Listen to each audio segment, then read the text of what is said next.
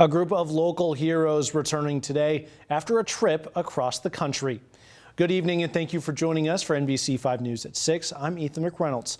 More than a dozen veterans returned to the Rogue Valley today after taking part in an honor flight to the nation's capital.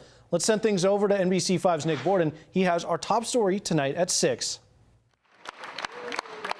28 Korean and Vietnam War veterans returned home on Sunday after taking part in an honor flight to the nation's capital this week. The nonprofit takes wartime veterans to Washington, D.C. at no cost to the veterans, so they can visit the wartime memorials built to honor them.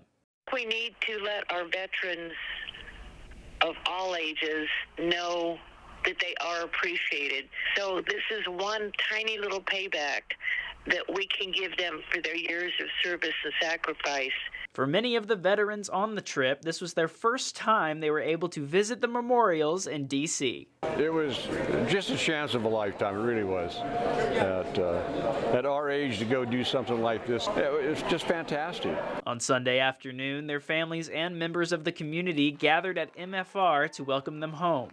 Vietnam veteran Ed Hill says seeing everyone lined up at the airport to greet them was a highlight of the trip. The most awesome thing in the whole trip was, like I said, the recognition and the thank yous that we got from the little kids coming up and saying thank you for your service. Hill says when he came back from Vietnam, things were very different and there was no big welcome home. So it was great to have one all these years later in the Rogue Valley. Nick Borden reporting. Honor Flights is run mostly off of donations. If you want to contribute or learn more, you can do so at honorflightoforegon.org.